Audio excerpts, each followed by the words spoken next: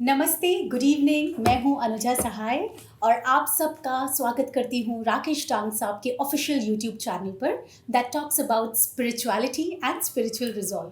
अब तो हमारे शो से जुड़कर आप ये जान ही गए होंगे, समझ ही गए होंगे कि क्या एक फ्लो बन जाता है बातों का, और इन बातों का जो आपकी निजी ज़िंदगी से जुड़ी हैं और आपको डे टू डे उन बातों से कनेक्ट होकर आई एम श्योर बहुत अच्छा लगता होगा। लेकिन आज का जो एपिसोड है वो डेफिनेटली बहुत ही स्पेशल है। आई नो हर एपिसोड स्पेशल होता है, बट आज का डेफिनेटली बहुत स्पेशल है because today we will be celebrating Diwali with all of you. तो सबसे पहले आप सभी को दिवाली की ढेर सारी शुभकामनाएं। बहुत बहुत बधाई। सर आपको भी दिवाली की ढेर सारी शुभकामनाएं। तो आज हमारे व्यूअर्स, हम जानते हैं, यही जानना चाहते होंगे कि हम दिवाली तो अक्सर करते रहते हैं और सेलिब्रेट भी बहुत अच्छे से खूब उत्साह के साथ करते हैं, अच्छा खाना खाते हैं, नए नए कपड़े पहनते हैं, खूब शॉपिंग करते हैं।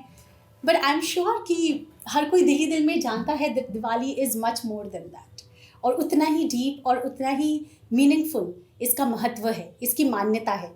लेकिन सर आज आपकी ज़ुबान में, आपके नज़रिए से हम जानना चाहेंगे कि वाकई में दिवाली है क्या? हैप्पी दिवाली। दिवाली का सबसे बड़ा स्लोगन तो यही है कि हैप्पी रहो। तो दिवाली का मतलब भी ये एक फेस्टिवल है और फेस्टिवल का पर्पस ही लोगों की हैप्पीनेस से जुड़ा होता है।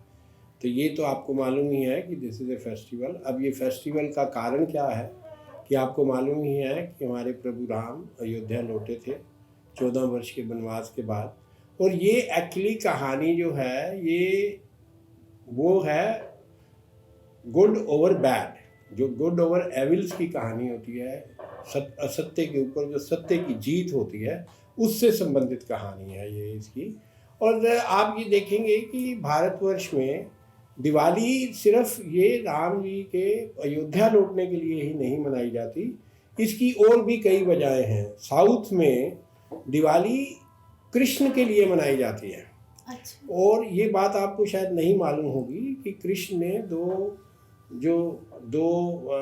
दैत्य थे या वो राक्षस थे, उनका वध किया था, और उस वध के उस उपलक्ष्य में दिवाली मनाई जाती है। और वो दिवाली के टाइमिंग जैसे हम इवनिंग में मनाते हैं, तो उनका ऐसा नहीं है, उनका सुबह सुबह का है।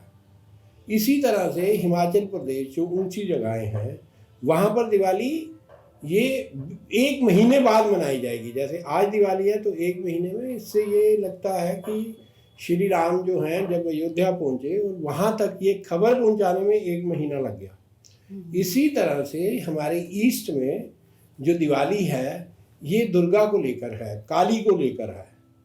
तो ये अर्धरात्रि के बाद इसको मनाते हैं।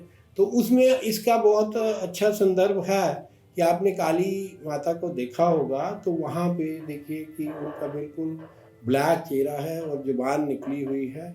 तो ये इसके पीछे भी एक कहानी है कि जिस राक्षस को एक बूंद मिला था, जैसे हमने फिल्म आई जवान उसमें भी देखा था, वो कह रहे थे रक्त बीज है कि उसको वरदान मिला था कि वो मर नहीं सकता, जहाँ उसका रक्त गिरेगा तो वहाँ उस रक्त से वो दोबारा जिंदा हो जाएगा। तो काली ने इसी रूप में धर के, आपने देखा होगा कि उनकी जो जबान है वो रेड है, तो वो जैसे ही वो गिरता था वो उसको पीती गई और अल्टीमेटली उसको मार दिया। तो इस उपलक्ष्य में भी दिवाली मनाई जाती है। So it is indigenous festival of India. इसको सब मनाते हैं, सब लोग इसमें ग्रीटिंग देते हैं। तो आपको भी दिवाली की बहुत बहुत मुबारक। अब हम आते हैं इसके आध्यात्मिक पक्ष पर। देखिए, अध्यात्म में राम को ईश्वर का रूप माना गया है और ईश्वर ही माना गया है। तो अब हम जब ईश्वर माना गया है तो जो आध्यात्मिक व्यक्ति हैं वो इस दिन राम को अपने मन में बसाना चाहते हैं और वो उसी ढंग से ही इस दिवाली को मनाते हैं। उनका पूजन करते हैं, उनकी जो चित्र है या जो उनकी मेमोरी है उसको अपने मन में बसाकर पूजा करते हैं। तो वैसे तो ये नेसेसरी हर एक पल के लिए है।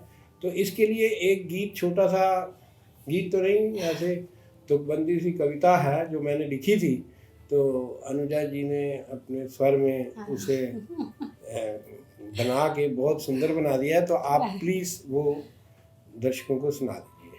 छोटी सी कोशिश की है आपने, इतना अच्छा लिखा था कि चाहो जो जीवन में हर पल खुशियों की हरियाली चाहो जो जीवन में हर पल, खुशियों की हरियाली तो करो हर पल हृदय में, तो करो हर पल हृदय में। प्रभु मूरत की रखवाली, प्रभु मूरत की रखवाली चाहो जो जीवन में हर पल, खुशियों की हरियाली।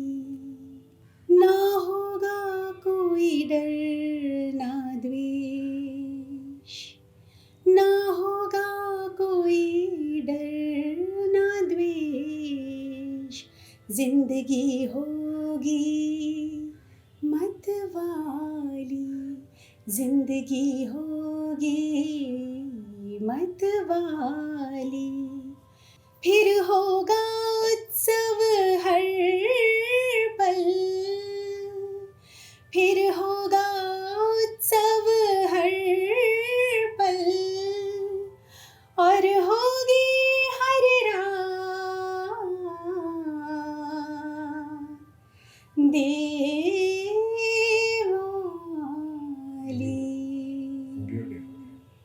चाहो जो जीवन में हर पल, खुशियों की हरियाली। वाह वाह सर, क्या खूबसूरत लिखा है आपने। तो दिवाली का आपको मीनिंग भी हमने बता दिया कि ये अगर इस तरह की दिवाली मनाओगे तो वो दिवाली जो है सिर्फ दिवाली की रात नहीं होगी, हर पल ही होगा। वाह। तो एक छोटी सी मैं प्रार्थना अपने दर्शकों से करना चाहता हूँ कि दिवाली की रात, कहते हैं, सुना है कि दिवाली की रात Lord Vishnu and Lakshmi visits every house. ये एक धारणा बनी हुई है कि दे विजिट एवरी हाउस। तो एक मेरी सोच ये है, आई एडवाइज पीपल कि grab Rama in your heart, Lakshmi will automatically come to your vault. तो जो भाग रहे हो इसमें ईश्वर को ही अपने पास रख लो, वो अपने आप भागी भागी आएगी। तो this is what the message for this Diwali ही। अब ये भी ख्याल रखना, क्योंकि दिवाली पर ज़्यादातर लोग लक्ष्मी की ओर ध्यान ज़्यादा देते हैं और ईश्वर को भूल जाते हैं। तो मेरा ये कहना है कि जब लक्ष्मी और विष्णु आए तो आप ये जरूर कर लेना कि ये देख लेना कि वो किस सवारी पर बैठ के आए हैं। अगर वो गुरुड़ पर बैठकर दोनों आए हैं तो जरूर अपने हृदय में कैद कर लेना ईश्वर को, तो लक्ष्मी कहीं नहीं जाने वाली। और अगर कहीं गलती से लक्ष्मी के ओर ही भागे जो कि उल्लू पर बैठकर आई थी, तो फिर आप भी कुछ और ही कहलाओगे। मैं कुछ नहीं कहना चाहता। हैप्पी दिवाली और आप एंजॉय कीजिए Diwali. Thank you, thank you so much sir. आप सबको दिवाली की फिर से ढेर सारी बधाइयाँ। अच्छे से मनाइए और जैसा कि सर ने बताया है, स्पिरिचुअलिटी से दूर बिल्कुल मत होइए, भगवान को मन में बसाइए और आध्यात्म से जुड़कर इस त्यौहार को मनाइए। चैनल से जुड़े रहिए, चैनल को सब्सक्राइब करना बिल्कुल ना भूलिए, इस वीडियो को शेयर कीजिए और लाइक कीजिए। Thank you so much.